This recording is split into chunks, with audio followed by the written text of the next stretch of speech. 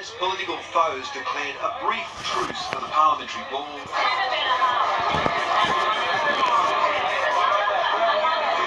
the Liberal Party's uncivil war flared again in the House. In my political journey, a culture of appalling behaviour has been widespread, pervasive and undermining, like white ants. Julia Banks is quitting politics, citing bullying during the leadership spill, and she isn't going quietly, demanding changes from her party. We're talking about quotas for women, who represent more than half our population.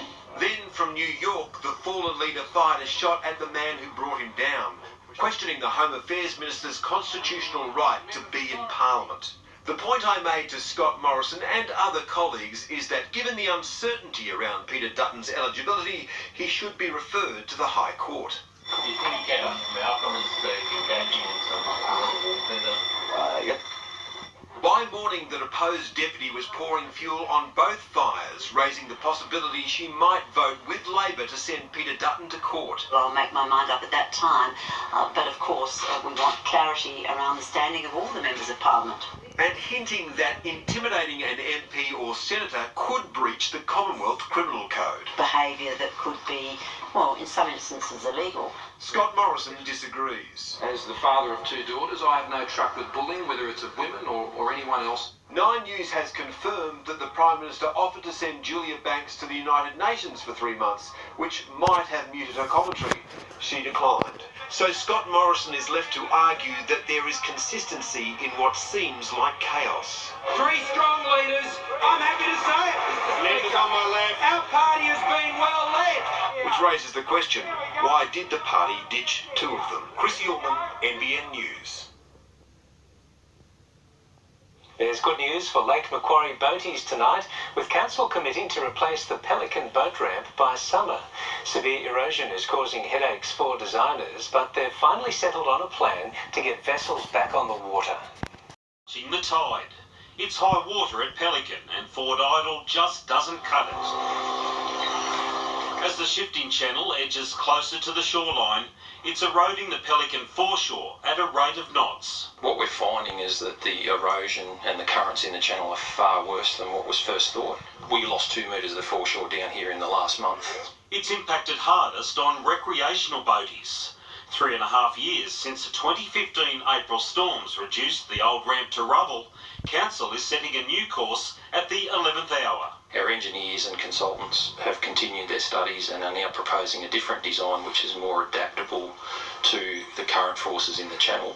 Details are sketchy, but the upgrade will see a 25-metre ramp installed with pontoon-style loading docks for a December launch. It's most important that we have this up and running for the Christmas and the summer season for them. But at a cost of $1 million, locals say there's other priorities. It'd be great to have the boat ramp, and I'm all for it, but at the same time I think we need to fix this major problem first. Which will be a major talking point at a consultation day next month. We want the community to be involved in that design, and also we're going to be out here on the 6th of October with a pop-up stall so we can talk to the community and let them know exactly what we're doing, where we're up to. Stephen Mount, NBN News. Building and furnishing a family home in 3 weeks sounds impossible, but volunteers are well on their way to achieving that at the Build for a Cure site at Medowie. Today, NBN News got a sneak peek as the final interior touches were put in place. Construction already complete, volunteers today began transforming the Build for a Cure house into a family home. It's exhausting, but it's exciting all at the same time. Stylists were flat out assembling furniture and unpacking appliances, everything donated. Each piece was carefully chosen to create a warm, inviting space. We've used a lot of beautiful raw materials. It's quite organic. The greys and the soft timbers are beautiful, the tan leathers. Very exciting to see the house coming together in its final stages here today. The Whirlwind project opens for inspection on Sunday. Network personality Scott Cam to show prospective buyers through before it goes under the hammer next month. Every dollar going toward curing childhood cancer. We really need a really good price for this house to make sure that it gets in the hands of the right people. It's going to be a fantastic and beautiful house, and I hope the community can see that too. Sam Burbury, NBN News. Pro surfing comps will return to Port Stephens before year's end, with the region to host both men's and women's qualifying series events. Council says the fixtures have already become a major tourism drawcard.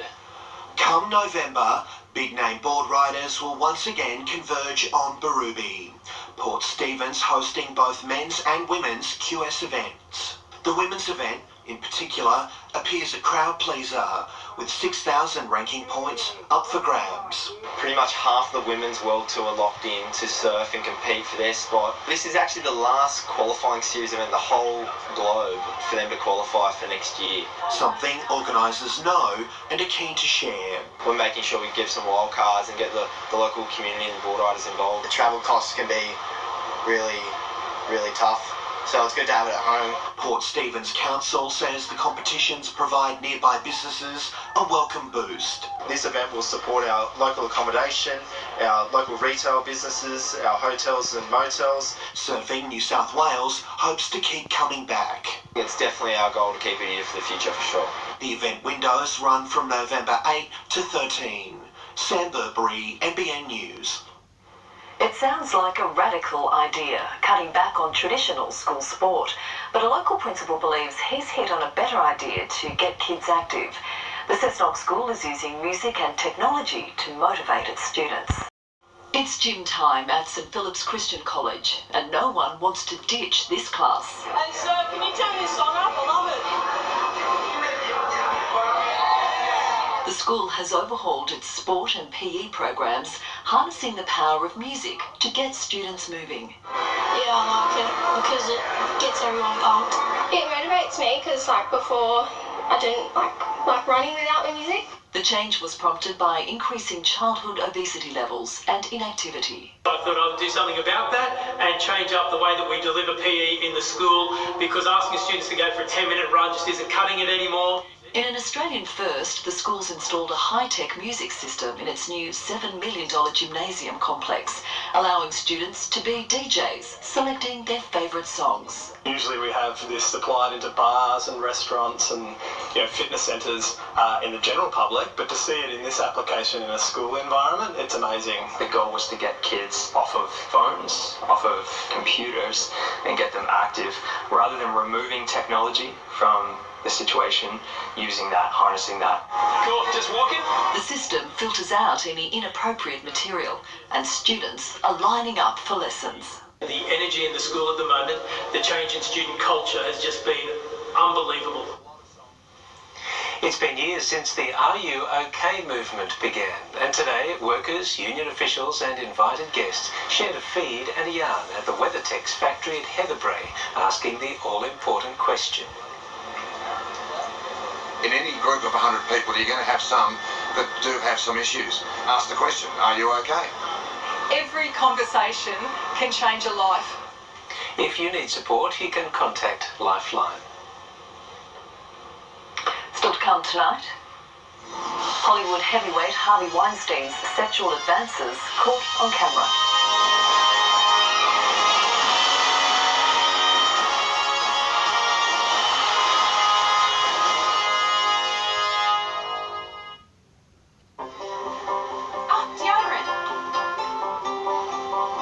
Every time. At Woolworths, we've dropped the prices on the everyday things you buy, like Rexona deodorant varieties, dropped to just $5 each. That's why I think Woolies. Why are the guys at the opera? Because these suits are only $69 at the suit sale. At Lowe's. This singing's awful. But these trousers are great, slashed to $29.95. Save $30. Can you believe these suits are only $69? At Lowe's! Do you think it's over?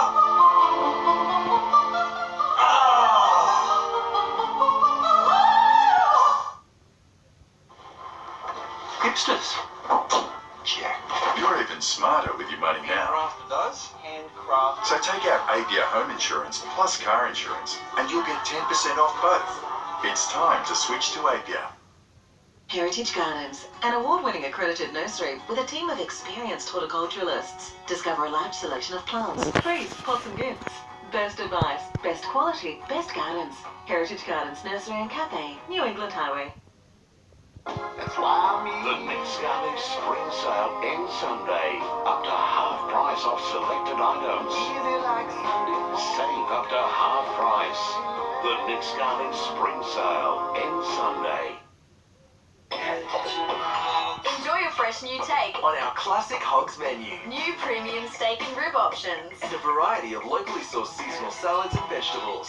New taste, classic hogs. Nothing compares to the beauty of Canada, Alaska and the USA in 5-star luxury with Scenic.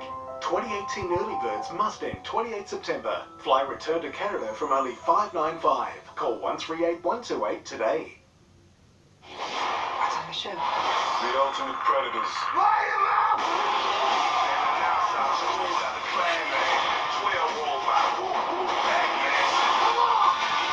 The Predator in cinemas now.